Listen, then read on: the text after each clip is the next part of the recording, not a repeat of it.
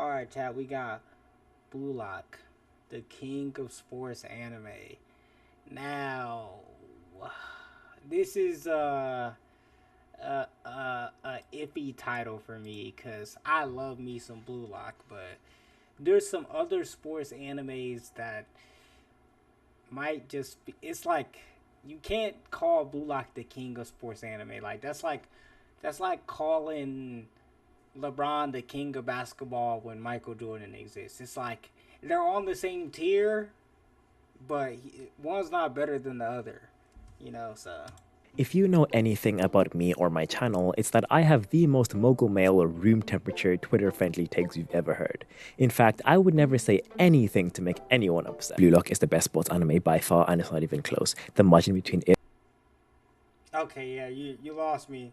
You lost me. You're and the losing rest of me. its peers is so inconceivably large. It's like watching Kyoto versus those random bandits, plus Gojo versus Jogo, multiplied by Mihawk versus Zoro with a tiny ass butter knife. It is literally, and I don't mean literally as in figuratively, I mean literally, completely and utterly unparalleled. If we're talking about the anime, you have a uphill battle, a very uphill battle. Season 1 alone does not do enough for Blue Lock to give it the king of sports anime. You gotta wake up from whatever dream you're in, buddy. Sorry, I'm not too sure what that was, but it sounded like facts to me. Unlike regular action shonen where many shows are in high regard of the community, sports anime is a very top-heavy meta controlled by a few good shows, like Haikyuu and Hajime no Ippo. I said good shows. And even in this landscape, Blue Lock completely shattered through the barrier and is definitely in contention for the top spot. What do you mean definitely in contention? You just said, according to you, it is not even close. What do you mean definitely in contention? According to you, it's not close. Stand on it, nigga.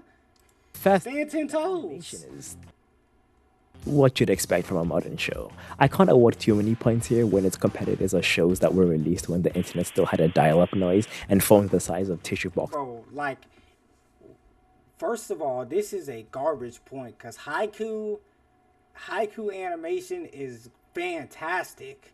So you can't say that its competition didn't have the technology to compete. Haiku's moments definitely rival Blue Lock moments in terms of animation. At least, like it's very close. Where the cutting edge of And so, like, you can give it either way. There's some that's better on Haiku, and there's some that's better on Blue Lock. It goes either way. Like, that's an even game right there. But to its credit, Blue Lock resisted the temptation to become a hyper-modern Unga Bunga budget flex like many other modern shows, and instead has a distinct and recognizable style. Completely flat backgrounds are used a lot. By isolating the subject, it intensifies the emotions of each scene and subsequently makes them more impactful. But the animators are being paid too much to slap a white background on everything and call it a day. Well, probably not, but the show would effectively become a PowerPoint presentation if there was nothing else. The aura of each character is You're literally selling the bag. This is not the only reason why there's white backgrounds in the background. You gotta dig deeper. These are the niggas that want to argue points, and you're selling prime examples like this. Like you gotta get in your bag for real, because this might be one of the this and a couple other reasons might be why Blue Lock is so good. But here you are selling such a layup of a point, bruh. utilized quite well. By attaching a color to each individual character, it becomes their synecdoche. Being able to associate certain colors with their respective characters allows for easy Nigga. No, because these niggas do not have the same color throughout the show, bruh. representation of intangible things, like a player's influence on the field, and can even build suspense in scenes where the color is shown before their associated character. But from a visual standpoint, the representation of eyes is the real strong suit. As soon as you see the eyes of the characters, you know exactly where their headspace is. These eyes show normal, rational, and calculated thinking. These eyes show determination and drive to win. And these eyes are the balls to the walls Deus Ex Machina f it we ball add you say run to the queue. Essentially, it's when the true egotism of the character begins to show. Their eyes immediately justify their decisions, whether they be calculated and planned or extremely risky and selfish. It's a classic example of show, don't tell. The show isn't just a pretty face and a skinny waist. The idiosyncrasies of the style add a recognizable artistic twist and assist in the interpretation and experience without over-exaggerating every action and cranking the saturation to 4000%. The characters are also very well put together, not really in terms of intricate, complex, and nuanced personalities. They really are quite simple in that respect. Okay. Every character I mean, I mean, like when you're comparing it, listen, let me talk to you real quick. What's your name? Because I my bad, I forgot to get your name. Sandy. We're gonna call you Sandy. Sandy. When you're competing against a show like Haikyuu, and you don't have the character development that Haikyuu has, we need to talk about this. We got these simple characters versus some of the most complex characters in sports anime. So with some of the best character development in sports anime. characters 102 defining traits. Church, pretty boy, bakugo, sly bastard, glam, anxiety, pretty boy but less likable, and superhero death. But the characters are very consistent. All the characters come with a set of advantages and disadvantages that manifest themselves in different situations. Baro has a superiority complex nearing the point of delusion.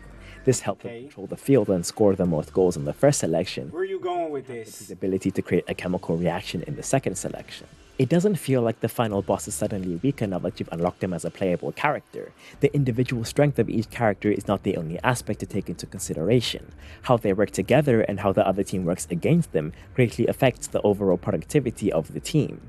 Each new challenge is an exploitation of specific weaknesses and not a decrease in overall team strength, so the obstacles never feel artificial or forced. This you could say the exact same thing for Haiku. You could say almost the exact same thing. All these character traits are handled very well to ensure that every match remains exciting. But even from the concept of the show, Blue Lock is a novelty, while haikyuu or that second-rate basketball show were taking notes in the Fairy Tale 101 class about the power of friendship, teamwork. Okay, so here we go. Here we go. Cause this is something that the anime community loves to do, right? We got something different. Different is good. Different is fantastic. But just because it's different doesn't mean that it's better. Like, yes, it was a Blue Lock is a very interesting twist on a shonen, something that we never seen. That gives us points.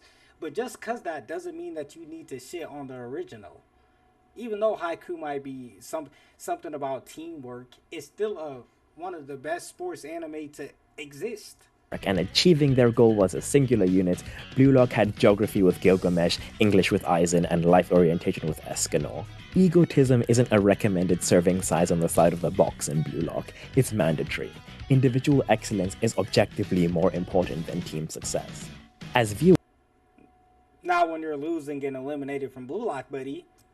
our conditioning from morally upright, biblically certified shows prevents us from being able to predict the events of an ethically ambiguous show, where deception, trickery, betrayal. You know what's crazy about this too? When you really think about it, team success is just as much of a factor as it is in any other sports anime, because you need to win. You need to win in order to proceed. So even though the highlights is egoism, team success is just as important. And things of that nature. It's just not the priority in Blue Lock. There is no precedent on which to base our predictions. It's an entirely new landscape. For the first time in a long time, I was completely unsure as to how things would play out, particularly in the second selection, and that genuine uncertainty makes everything that much more exciting. And finally, my favorite aspect, the foreshadowing. To be fair, foreshadowing is typically a very strong aspect of sports anime, but even then, we urgently need to check Muneyuki Kaneshiro's vitamin D levels because he seriously needs to go outside and touch some grass. To start off, the sheer amount of layers is brilliant. I would make a cake joke here, but that would be half-baked. Each episode contains multiple hints to something in the future, ranging from things that will appear in the next episode up to 7 or 8 episodes in the future.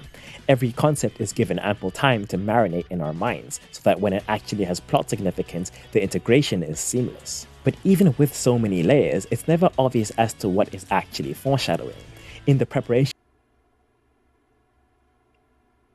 No, that might be the worst point ever. You cannot tell me you didn't pick up on some of the shit that it was foreshadowing in Blue Lock. If you didn't pick up on some of this shit, nigga, you need to go hop your ass back over to kindergarten, bro. Come on. room for the game against Team W, a joke was made about playing a game down a member, but the betrayal was just as shocking when it actually happened. There is no way that's the point that you used.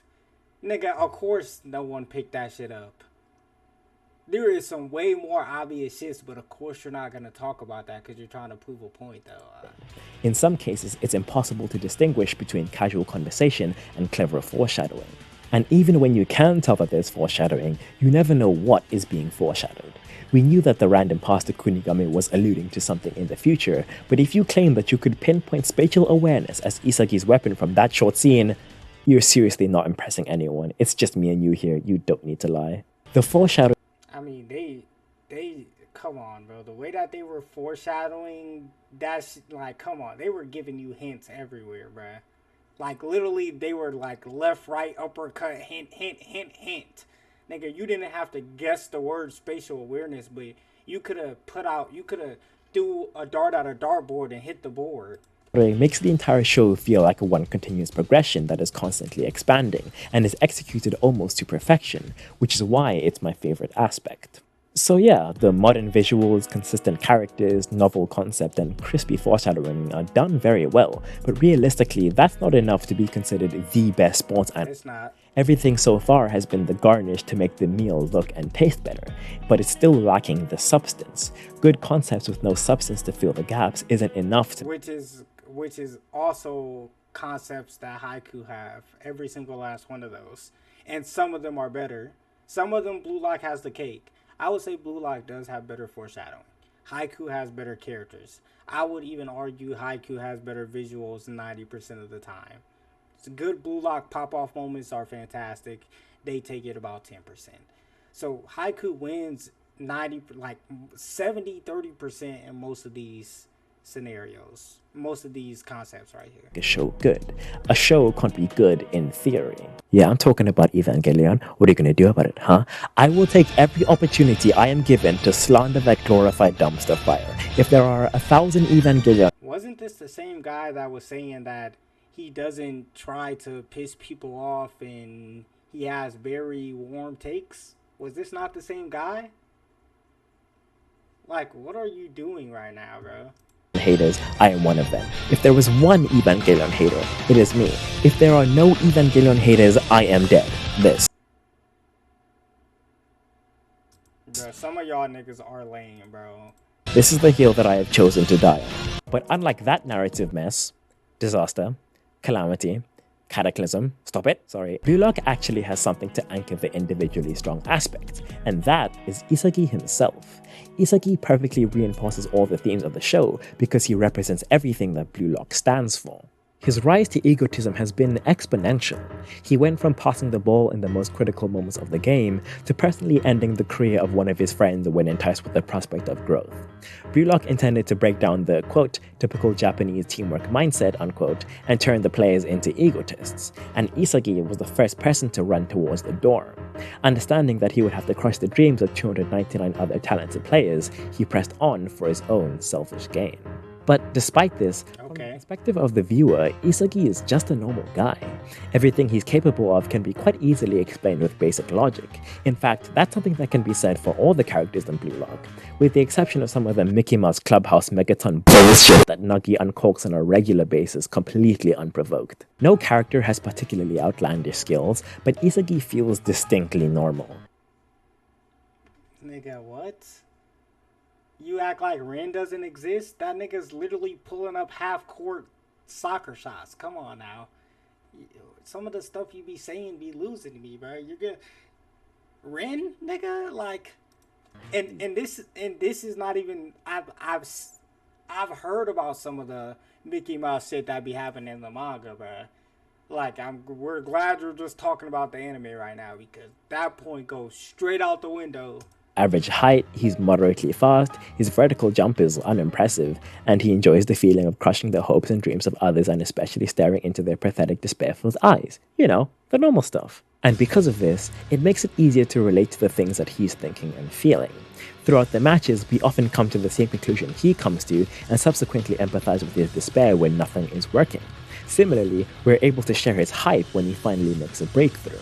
Listen, I know, an ungodly amount of time is spent showing Isagi thinking. You could start a family, read the entire of One Piece 37 times, and mathematically solve chess all before Isagi realizes that a striker is going to shoot the ball. He got me! But whether you like them or not, it's these scenes that make the show entertaining. I was gonna say those are the most important parts in Blue Lock, bro. Compilation on YouTube called Blue Lock, but it's only the football scenes, and you tell me if you enjoy it even half as much. Being able to understand Isagi's perspective at any given moment, particularly the critical ones, gives the moments meaning, context, and most importantly, impact. It allows us to immerse ourselves in the moment and experience it as he does. All the emotions feel more real because fundamentally, he's not that different from the viewer.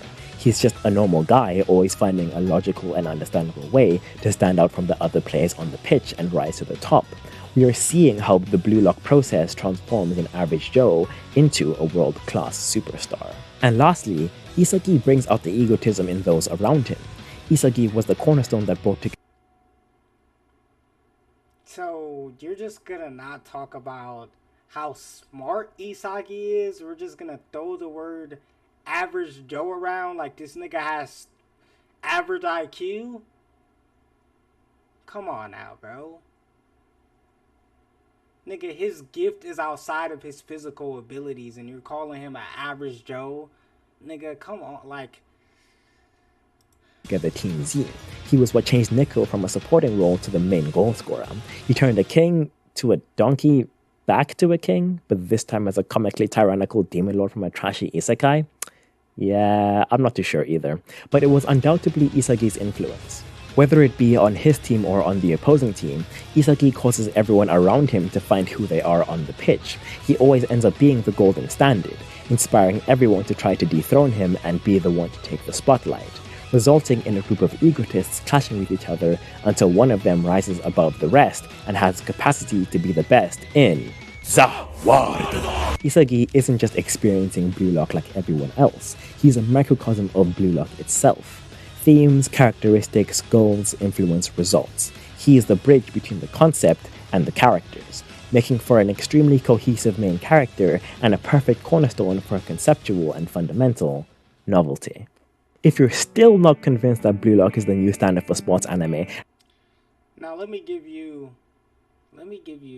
like this let me break something down to you. The same reason why you hate, or not why you hate, but the same reason why you dislike the other sports anime is because oh they're all about the same thing, friendship. Oh, this is the same thing, Mickey Mouse.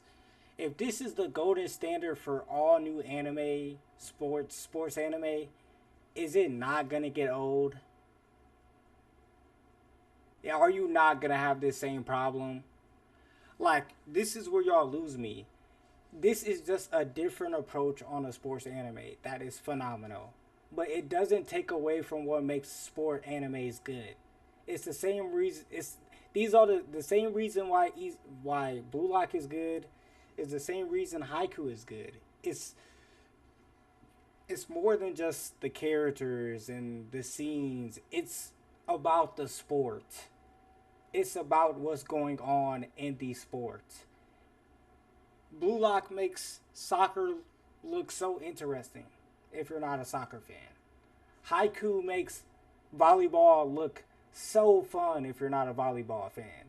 This is the reason why sports animes are good. It's way more than what you're saying here, bro. And this is more like why they're on a similar level than why Blue Lock is better. Blue Lock is just different. It's good, but it's not the different doesn't make it better. I already said that. and is undeniably the best by a long shot, No. fair enough, there really is nothing more I can do or say to persuade you. I can give you every reason in the world. I mean, you didn't even like do a lot. If you really wanted to, if let me explain something to you. If you really want to change somebody's mind, you need to attack points. You need to attack points. You did not attack points.